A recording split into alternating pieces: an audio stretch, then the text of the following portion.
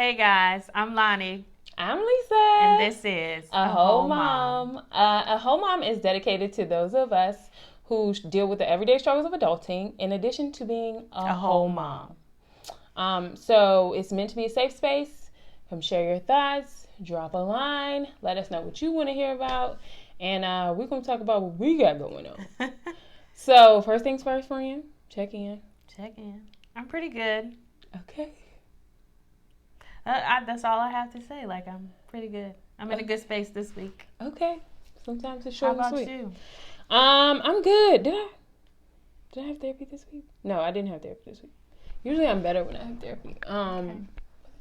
I can't even keep track. I feel good though. Good. I feel like I got things accomplished this week, so that's important. Mm-hmm. And like literally crossing things off on my to-do list makes me feel good. Yeah. So I had some old stuff. I crossed off my to-do list. Yeah, I made a to-do list like 2 weeks ago, and then I lost it, and then I found it, and I was like, oh, didn't do any of it. So that happens to me a lot. But I've been making sure, like, all right, like I'm gonna sit here and I'm gonna make myself do this. Yeah. But like, it goes in waves. It does. In spurts. Life is hard. Life is real. I guess I just had maybe a little bit more motivation this week for whatever reason. I don't know. It's all right. We made it. It's great. We did it. 2021, and we now have our first Black woman vice president. Yes. She's also Asian American, right? Yes. Mm-hmm. Her mother is Indian, I believe. It's so wonderful. It is. It's exciting. And I was like hesitant about saying that she was like the first Black, because I feel like she definitely is the first Black, but I feel like some people feel a way about just saying that she's Black. No, she's not just Black. She's Black and Asian American. Yeah, right. And I feel like she definitely embraces all sides of her heritage, but she my Black vice president. When we look at her, yeah. When anybody looks at her, they're gonna be like, "Oh, she's Black" before anything, and that's just the reality. That is the reality. And maybe it's our United States lens. Yes. Because of the history of the whole one drop rule and blah de da da. But most of the time when I see people who are mixed that are Black presenting, I be like, they Black. Unless they tell me to acknowledge them otherwise. Right. And she seems cool with us calling her Black, so. She cool with it, I'm cool with it. Facts. It was good enough for her, it's good enough for me. But so I think the feeling of it all. Everybody was super excited all day. I feel like people were more excited about her inauguration than Papa Joe's. But it is what it is. Yeah. I think this election was definitely all about her. Whether we agree with, policies her, and all that policies, the things that she's done in the past, because I also heard a lot of things about, people, she supported this, she supported that. But, I'm kind of one of those people, and I've been like that most of my life. And I guess this just explains like how important it is to have this Black woman in such a public role, a public office like this. Yeah. But, I can remember like growing up, I'm rooting for everybody Black. Period. On the game show, anything, any type of little challenges. What was it? The Gladiator, American Gladiator show. Anything. Honey, I'm rooting for the Black person. What's the one on Nickelodeon? The slime one? Yes. I used to be like, where the Black girl at? I definitely have like I don't want to call it a hierarchy of who I'm rooting for, but there's It's so sad too. Like, don't judge me, but how when something crazy happens in the world, or crimes and different stuff we see on TV, and the whole time you're like, I hope this person is not Black. Definitely. Like, you be sitting on the couch waiting for them to show the picture of the person. You be like, please don't let him be Black. There's a reason the SNL made a sketch about that, and it's because it's a real thing that everyone experiences. Yes. Definitely. So yeah. I definitely, I felt the same way. I was like, well, she's also, I mean, obviously, I think personally, this election was mostly, this presidential race was mostly about seeing Donald Trump leave and the vice president being black. That's what it was and about. A woman. Yes, a black woman. Y'all know we've been carrying this country anyway, but what? Yeah. To see this black woman in office like that, it's amazing. And then, like, to see her face as she was standing up there, I feel like she was delighted. Like, you could see the joy. It was huge. Yes. It was a huge She was, like, even kind of giddy. She was.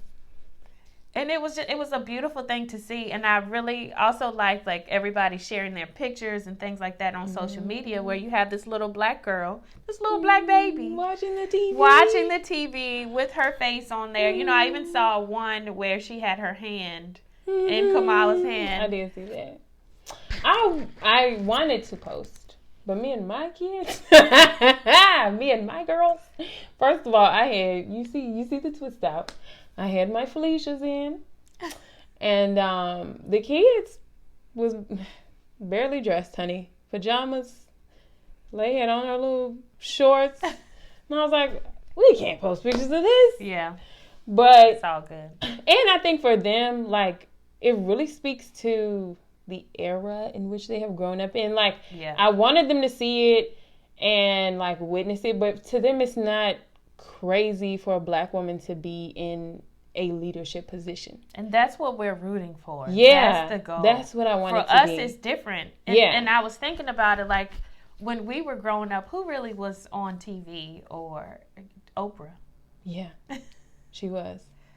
Who was in offices? I didn't really see no black faces at all. And then, like, the whole, like, oh, Bill Clinton is black, you know, situation. So I was like, oh, cool. Yeah. Let's, you know, I'm down with Clinton then. Because I feel like for whatever reason the black community embraced him at the time. Did. It was because he went on MTV and played that saxophone. I still remember that, and I was little. But I remember that moment and him, like, talking about how he had tried weed. Yeah. But he was like, not that all black people smoke weed, but I feel like people was definitely. He was like, he didn't inhale though. Okay. But so I feel like that was a thing, but I never really, like, feel like I saw black people on the TV that were in politics. I think they were behind the scenes, definitely, or somebody somewhere was fighting. Yeah. I don't even think I've learned about Shirley Chisholm even running until later in life. I did not. I mean, I wasn't live when she ran, but just like that even happened. Yeah. I think, did Jesse Jackson run? I think I heard about that. When we were kids. Maybe, like, we were probably maybe he dropped out early. Yeah, I think he just didn't make it far. But for the kids to, because my oldest remembers Obama being in office, and then my youngest, who's 6, I was like, do you know who the president was before Donald Trump? And she was like, that man with the gray hair. And so I was like, what else about him? Describe him. And she was like, he black and he got gray hair. And I was like, okay, that's good enough. As long as you know that he's black. You know who it is. Yeah. When you were born that we had a black president. Yeah, yeah. So I think them growing up during that time, and also, like, in the area, seeing, like, their principal is black and stuff like that is I think that's different. Great. Yeah. Because we just did not see that. Like, the black teachers. Yeah. And you was in the country, so you definitely didn't see it. I remember one. Really? Dang. Nope, 2. 2. Miss McCargo and Miss Gillian. See, I had a bunch of black teachers. Really? Well, a few. I'm not going to say that a bunch. I had a few. But our vice principal was a black woman in elementary school. And I remember that was huge. Like, I was like, oh, I love her. Yeah. I loved her just because she was a black woman. Mm-hmm. And I remember feeling like that. Like, it will... Like, how important is that? Girl. Because I feel like for so long, we would walk into a room, into a meeting, somebody's office, in for an interview, wherever we go, and like, you're the only black person. Or the only black woman. The only black woman person. Girl. On top of that, I can remember even in college, like, being the only black kid in a sociology class. And that was so funny because there was this other girl in there, and when I looked at her, she looked like she was mixed, but she did not identify as black. I'm not sure what her nationality, race was.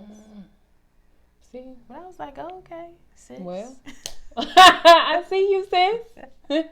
You don't see you yet, but I see you. Okay. Yeah, I think it was like they weren't super hype about it. Mm-hmm. So I was like, man, I want to be like more excited about it. But I also appreciated that it wasn't a huge deal for them. Because now it's more the norm, I guess. Yeah, I think it's just something that they see more. Mm-hmm. Especially, yeah. Like, and Layla, she's 6, but literally, because you see those memes where people post all the time, like, oh, who was your first black teacher? Like, do you remember when you had your first black teacher, or have you ever had a black teacher? All her teachers have been black. Oh, wow. Now, she's only in 1st grade, so she's been to, like, preschool, and then she did pre-K, and then she did kindergarten, and now 1st grade. Mm-hmm. But all her teachers have been black. That's great. And her principal is a black woman. Jaden's when he started school in pre-K, his teacher was black. Elijah, was it 3rd grade or 4th grade? His teacher was black. Yeah, I can't even remember. Girl. Going back. No, I don't think she's ever had a black teacher. The art teacher. But she's never had like a black primary teacher. Yeah. But yeah, I think it's a great time to be alive, a wonderful thing to witness. Yeah. And even be a part of. Yes. You know? It's exciting. I didn't join in the checks and pearls because I don't have them. I did. I didn't post a picture, but I did That's wear cute. Mine. Okay, you cute. Yeah. But I love my chucks anyway. And I needed a reason to wear those pearls again. It's not like I've been in office or anything. So, I'm on my telehealth sessions with pearls. I know that's right. Okay. Okay. You know what time it is. Hey, you know why I'm here. Oh, my God. It was. I also, some people, and I posted this on our page today. Well, we all see this. It'll be a few days ago. About people not necessarily letting you celebrate the wins. And feeling like, well, we back to the status quo, or, oh, now we're back to like regular racism versus whatever was happening, for the last 4 years, or like, I'm not getting all excited about this. This is, whatever. And I get it. But the excitement was for a different reason. Yeah. 1, the excitement is for this black woman. Right. 2, a lot of the people that I saw posting that were black men. Oh, well. 3, it's like, we can do 2 things at one time. Thank you. We can acknowledge that there's work to be done. Yes. That this administration needs to be held accountable. Mm-hmm. But we can also be excited at the fact that not even just our kids, get to see this black woman in this position. Right. It just goes to show us that things can change. And I think that was a part of, the speeches and, the prayer. I caught the prayer at the end. And I was like, I really appreciated the manner in which that man prayed. And all of the different, populations that he called. Like, it was like he didn't leave anybody out. Mm-hmm. And so I really appreciated that. There was no, like attacking or trying to put someone down. But, like the unity piece of it. Yeah. And, I'm such a positive and unified person anyway. So, like, I felt like that was great. Yeah. That was great. I also just felt like it was very Black. Like, I know that it was still, like, in the tradition that it normally is. And I don't know if it was because people were, like, posting as it was happening and I'm, like, following social media threads and I'm watching. But it just felt very Black. Mm-hmm. Collectively, it just felt like a very Black moment. I don't know. It was a moment for us. And I feel like we should be able to celebrate that without having all the extra stuff. We'll get to all of that later on. But allow us in this moment to celebrate each other, to celebrate this Black woman and not tear her down. Yes. Especially as another Black person. I don't care if you're man, woman, whatever. My friend knows what's up. Okay. Can we just celebrate this Black woman and then, let them go and do their job? We're not going to agree with everything. Yeah. We're not. Period. Oh. Okay. Just let us have this one, okay? Yeah. It's done now. Right. Get to work. Respect it. And we, still going to talk trash when they mess up. Inevitably. There will be things that people will have to say. Right. But yeah, I'm excited to see how things move forward. Okay, so aside from that, today we also wanted to talk about. So we talk. Well, I don't know if we mention it a lot on here. I feel like we mention it about therapy and like people being in therapy, the importance of having a therapist. Even though my friend. And to throw me under, I have not been consistent. It's okay. We're going to hold her accountable today. She all in my business. She said she's going to make an appointment. We're going to check back in next week and see if she made her appointment. Okay. Last time I talked to that lady, I really liked her. See? However, I need a Black lady. These are, okay. I didn't hold my tongue, though. You told her? Oh, okay. No, I didn't tell her like I need a Black lady, but I was just like, like the pressures of being a strong Black woman in the world. Mm. She was great about that. Okay, that's good. This was also a phone session. Was it like I don't think video or Black. phone? She was white. How do you know? Let's talk about that. You know. I'm not saying she was a Karen, but she was white. Okay. I really liked her though. Okay. It's all good. I be feeling like some people think I'm white on the phone. Because when you first call, especially at work. Your work voice, your phone voice. Girl, you Black. When I get my phone voice, people be confused sometimes. Okay. But then I get there and they be like, oh, okay. Oh, she down. She all right. You know what? I've had a few. You know what, Miss Lisa? You all right. I've had a few people that was like weird on the phone. Then as soon as I get in the door, they be like, oh, you good. And I be like, that's what it's like to be Black in America.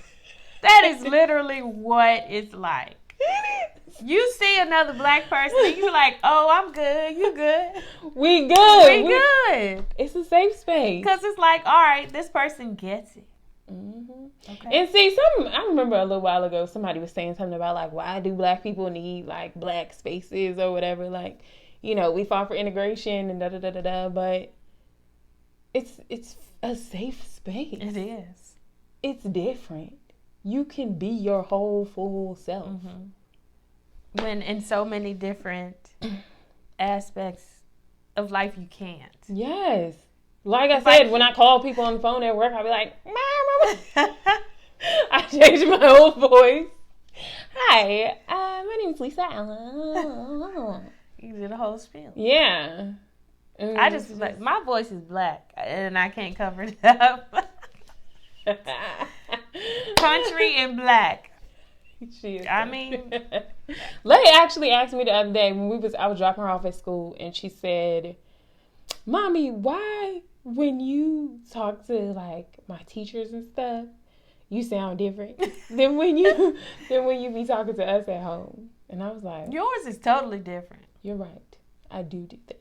I told her, I was like, well, when I was younger, I felt like I needed to sound different when I talked to certain people in order to be thought of a certain way. Yeah. And I was like, but I've actually been working on that the last few years, like, because it doesn't matter how I talk because I'm still the same person. Right. And so I've been working on that to be more, what did I say? I think I just said, like, to be more of myself at all times. Ever since, and now I can't think of her name, the woman that I think she started working with on Joe's campaign too, but she was working on Bernie Sanders' campaign, and what's her last name, Sanders too? It's a black woman. Her hair's like cut short. It's like a fade. Okay. And she had these long nails on. I remember her on like CNN or something, and she was just like, a lot of people get mad at me because I have the audacity to be myself at all times and like not code switch. And I was like, that is what I need to see. That's what we need to see. Yeah. And I was just like, why am I still doing this? And that was when I was like, I'm going to change this. But obviously, I still struggle with it sometimes. But I feel like even when you're explaining something to the kids, like when it's something serious, your voice changes. Yes. And I feel like that is kind of universal, maybe. Yes, especially when you're talking to kids. Yeah. Well. Yeah, I feel like most people's voice changes slightly when they're talking to kids, especially younger kids. But she had noticed, she was like, when you talk to like my teachers and... Because one of the teachers was standing outside, they was like handing something out. And so she was like... Handing something out. And I was like, oh, what's she handing out? And that's when she asked me about it. And so I was like, yeah, I'm working on that actually. And she was like, oh, so you're not going to change your voice when you talk to her when we get up here? And I was like, nope, I'm not. And I was like, also, she was a black woman. And I was like, I keep it real with her anyway. So it don't even matter. Like, every time I see her, I'll be like, hey, girl. Hey. Yeah. Hey, girl, hey. So, yeah. So, that wasn't even a question. But that was something that we talked about. We didn't got completely off topic. But back to the topic that we were going to discuss, which we can bring this back to therapy, actually, and, like, why it is important to have a therapist that you feel you can identify with.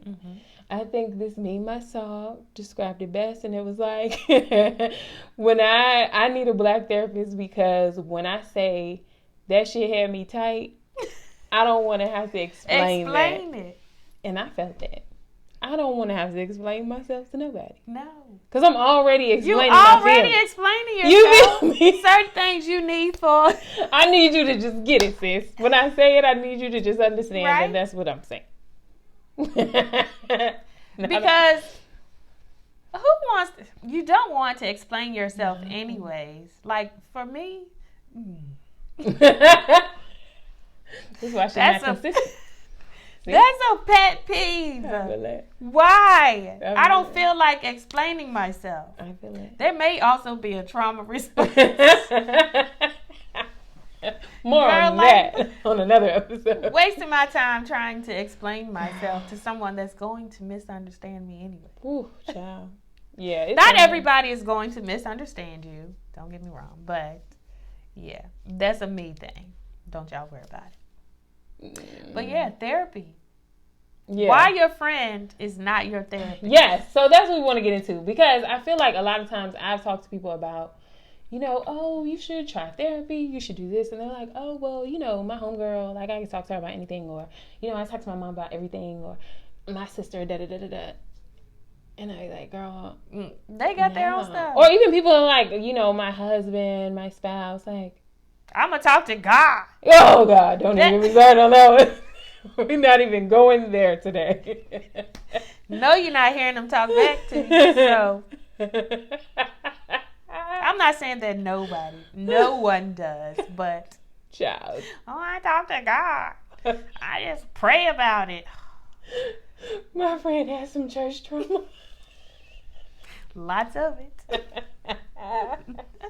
Okay, so why your friend is not your therapist? Why your husband's not your therapist? Why your mama is not your therapist? Boundaries. That's number one. Boundaries. Because your therapist is not your friend. So to flip it on its head, your therapist has boundaries with you. Your therapist can hang out with you on the weekends. And there's a reason for that. Because those personal relationships can affect how you process things with people. Even if you feel like you could call them about anything, like, it's different. Yeah. And their response to you is going to be impacted by that personal relationship that they have with you. Right. So, girl. And I honestly struggled a little bit with this because I had to make sure I had a black therapist. I had to make sure I had a black woman therapist. And it was even important to me that my therapist had natural hair. And so I don't make a lot of friends, generally speaking. In the area, let's say. Well, I mean, because you already got a great group, so. Obviously. And so a lot of times when I meet new people, I'll be like, oh, yeah, they're cool. But, I'm good. Yeah. But my therapist, obviously, I love her, and she's great. And so I'm like, dang, I wish I could hang out with her on the weekends. See, boundaries, she getting crazy. But my therapist don't play with the boundaries, honey. She called me. So she is working from home now. So we do like telehealth sessions and all that. But she be in the same corner every time. I don't know nothing about her life. Even if she called me from a whole block number. Boundaries. Yes. She do not play. I have a different number for my work people. And that's rude. From jump. Facts. I know my therapist was like, this girl ain't gonna be calling my phone. Because I know one time I missed the whole session, completely forgot. And she called and was like, what's up? And I was like, who was calling me block? I put my fake voice on when I answered the phone too. And I was like, oh, hey. Because I wouldn't answer. I was like, hello? And she's like, calling me Lisa? And I was like, oh, hey, girl. I was wondering if she was going to be like, I'll be on in a fake voice on. I'll be on in a minute. Right. But yeah, those boundaries are important. They're important for you and your therapist. Because that's too much. Yes. You can't be buddy-buddy with your therapist all up in their life, trying to talk to them about their stuff. No. But they also need boundaries with you to be able to support you. Right. Like, they can't have all the other stuff, the drinks that y'all had last weekend, interfering with your session. Right. Honey, no one has time for those type of shenanigans. No, like, all right, so as your therapist, like, that's their job to be there and support you through that. And then they have to have those boundaries to be able to go home and separate their work life from their personal life. Right. And then as far as your friends, like, everybody has their own thing going on. So you remember, like, when we first, like, started, like, telling each other everything, and we would call and say, basically, like, do you have time to hear this? Like, are you in a good space to hear me out, listen to this? Let me tell you. There's nothing like having a friend who will ask you, are you prepared for a conversation on this thing right now? Right. Because I need to talk about something that's bothering me. So, yeah. And I only have a few friends that do that. That take that moment. Because some people will just call you and dump. And this is no shade to my friends that call and dump. But you don't know what I got going on. And a lot of times I'm in the middle of a fire. Girl. And you calling to tell me about your fire. Blazing. And then what's going to happen when you call your friend to tell her about how you feeling or him about how you feeling and they are not responding the way that you need them to. Or they're not supporting you in the way that you need them to support you. You going to get an attitude. Basically. Then y'all going to be beefing. And y'all gonna be ain't talked in a week. That's sad. You know, like, I've thought over the years, like, I don't be beefing with my friends. I feel like I have a good group of friends, so we all understand, like, we're not going to talk to each other every day. We all have things going on. Mm-hmm. We will call or pop up and check in or whatever. But, like, everybody is understanding that the next person has something going on because we're all so busy. Facts. There is so much going on in the world, in your personal life, your work life. God, the kids. Once you have a child, you balancing a whole nother person's schedule with your schedule. Mm-hmm. You know, I think it's important to also, in your friendships, not to take things personally. That's right. Because it's not always about you. It's not. Like, oh, she didn't talk to me, or her tone was different. And this is what I encourage also. If you feel like someone is acting differently or strange towards you, simply ask them how they are, how they're doing. Before you go, like, accusing them, oh, you acting different, you acting funny. Facts. You know, different stuff like that. If somebody comes at me like that, I'm going to get an attitude. I'm going to be pissed. Yep. Because first of all, ask me how I am and make sure things are okay with me because life. Ask the question, don't accuse. So that's a part of effective communication. Okay. Your friend can't be your therapist because you need friends. Right. Like, you need a friend and then you need a therapist. Honey, you can't be dependent on your friend to be your everything. You can't depend, like... It's too much pressure to put on somebody else that you're not paying them hundreds of dollars an hour. Your therapist is paid very well. Jeez. To take on the mental labor of being a therapist. And that's not something that everybody can do. Everybody didn't sign up to deal with all your problems.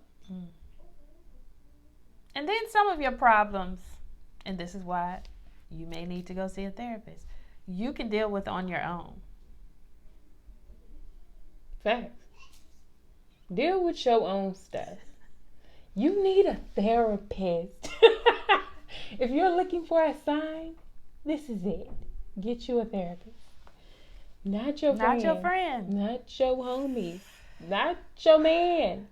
Not your significant other cannot be your everything either. As much as people want that to be a thing. No. Relying on your romantic partner to be every single thing to you. It's not fair. It's not. Your best friend, okay, but like you said, you have to create boundaries. So have your best friend and have your therapist over you. Right. And also when it comes to like keeping those two lanes separate, like your friendships often, the relationships that you have with other people in your personal life is usually going to fit into a pattern of your life. You know what I'm saying? And sometimes that is something that needs to be addressed in therapy. So I can't address something with you that I am a part of. I think that is a huge reason why, you know, it's definitely not a great idea to have family as your therapist, because that's not gonna work. It's not. Because I mean, and also I feel like people are like, you know, I didn't have a traumatic childhood, so I don't really need a therapist. Or it's not right. They think, first of all, people assume that everything goes back to your childhood, and I don't think everything necessarily goes back to your childhood, but there are a lot of there's a lot of patterns, there's a lot of behaviors that were set in us pretty early. So every, you know, issue that you're discussing in therapy might not necessarily be related directly to like your childhood trauma or how you were raised or blah blah blah. Mm-hmm. But at some point along the way, you pick this behavior up, you pick this, way of thinking up, mm-hmm. and it has led you to where you are now. Right. Because at some point you have to begin to take responsibility for yourself and your actions. Like right. Before, you could probably, like when you're a kid, you can blame your parents and, right. Things like that. But the more mature and the more responsibilities that you begin to have, you yourself is a responsibility. And so, that's why I talk about like trying to raise my kids as, responsible and just good human beings. Right. Healthy people. So they have less trauma and different things to work through. Right. Now, what they create on their own, that's on you, big dog. That is on you, big dog. I think that actually opens the door perfectly to the one last thing that I wanted to talk about was like, we are also not our children's therapists. Mm-hmm. So as much as we try to like empathize and walk them through their emotions and talk them through their emotions and give them the words for their emotions and all of the things, like we're not necessary. We don't have the wherewithal to mm-hmm. carry all of the things, which we carry a lot of our children's stuff, but sometimes we need somebody else to help them process mm-hmm. that too. But how do you,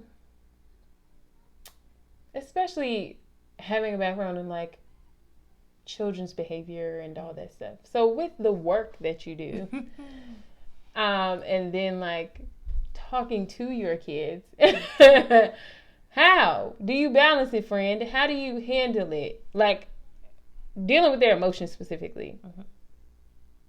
It's been a process. Do you feel like your work influences? It definitely does. I think my work has actually made me a better parent. And it's funny because, I'll have people come and tell me, oh, such and such said this about you. And like, they don't understand like how you're so patient with the kids and, like how you just sit there with them. And, like just, I don't know. I don't know how I do it. I just know that somebody has to do it. I know my job has to get done. And I know that I am trying to raise these wonderful, beautiful children. And I think I look at it like creating a space, creating a healthy space. So we need healthy human beings in this space. Yeah. And so I feel like that's all I'm trying to do. And I feel like also kids, like a lot of times adults don't listen to them. They don't. And so if I can be that person that listens and encourages them, then I don't have a problem being that. But I do like boundaries. Because, and I had to learn to set those boundaries because I cannot save everyone. Right. I also have to set boundaries with my kids because they're learning and they're growing, and certain things that I can be there for and I can do for or with them. But then at some point, they're going to have to learn and figure things out on their own too. Mm-hmm. Otherwise, they're going to continue to rely on me, and they can't do that.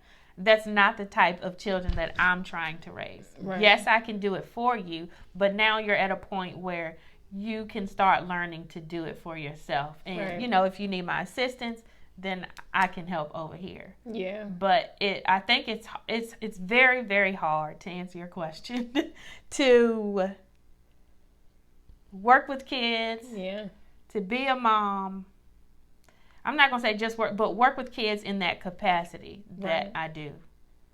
Work with parents. Be a parent. Be a mom. But I think my profession has definitely made me a better parent. And with parents, you have to be so creative. You have to learn to be creative because your kids are different. There is no one specific guideline or rule book to parenting. You have to be creative. Girl. Yeah. Oh my gosh. I think that's the biggest thing, especially when you're managing multiple personalities. And my kids, they're like night and day almost. Yeah. Yeah. My kids I think they're becoming more similar now, but they still react to things very differently. Mm-hmm. Yeah. And so as a mom, you're constantly processing what's going to happen before it happens. Right. Yeah. So when you have to tell your kid something, you're already thinking about, okay, this one is going to react this way. Yes. This one is going to react this way. And they're going to do it in that same moment. And you have to be prepared. I have to be prepared to react to both of them in this one space. Right. That's so funny because one of my kids texted me this week saying that there was something that they wanted to do. Something that they used to do and they want to start doing again. And I'm just sitting here thinking in my mom brain, like, okay, if I reach out for this child to be able to do this again, I'm just like, I already know he hasn't done it in a while. Mm-hmm. If he doesn't make it, if it doesn't work out, his emotional response, what is it going to be? But that's also me. I have to learn to not try to shelter him, and because he's not going to win at everything. Right. He's not going to be able to do everything that he wants to do. So he is going to have to learn to deal with disappointment. That's so hard. So we can't shield them from everything, even though we want to. And so I find myself like, okay, you say you want to do something as a mom, as long as it's in your best interest. Right. I'm going to, try to make a way for it to happen. Right. And so, but I found myself like already thinking like, oh my gosh, this is going to happen. This is how he's going to feel about it. Yeah. What if this happens? So I think one thing that has helped me, because I do feel like as a mom because I'm actually looking to get both of my children to therapy because it's just a lot going on. But I do feel like as a mom, to an extent, you are performing a lot of the duties for your child that a therapist performs for you. And I do spend some time like in my sessions being like, oh, my kids did this and that and and my therapist like walks me through how I might respond to that based on, you know what I'm saying, some of the things that we've talked about as far as like what I want to work on. But what I was gonna say was one thing that has helped me is being more transparent with my kids. Yes. And I think I talked about transparency a little bit before. It really is like being like, look, this moment is a lot for me. And I feel like it's that same type of thing where your friend calls and is like, hey, are you ready to hear this? Can I give this to you right now? Because I'd be like, look, y'all, right now, what is happening right here is too much for mommy. Right. And I need a minute. I cannot process all of this. I understand that something is happening inside of you. But it is creating another emotion inside of me that is not allowing me to react properly. Right. So much of parenting is effective communication.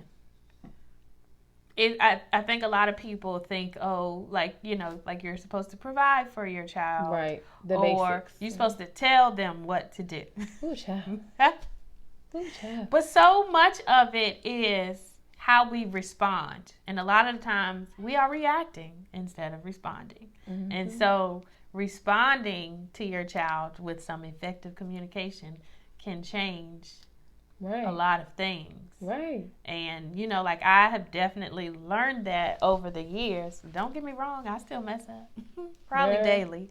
But gosh, like just the words that you choose to use, the tone. And like you said, like, all right, like I'm experiencing a big emotion right now. this is what it is. I need you to give me 5 minutes to calm down. Let's come back and we can talk about it later. Yes. Because at that point, I'm not, still trying to put a fire out over here and trying to deal with your issues. Because that's when I get overwhelmed. Yeah, because a lot of times your brain is not even in the same room. What did we say last week? Yeah, my brain is not even in the room.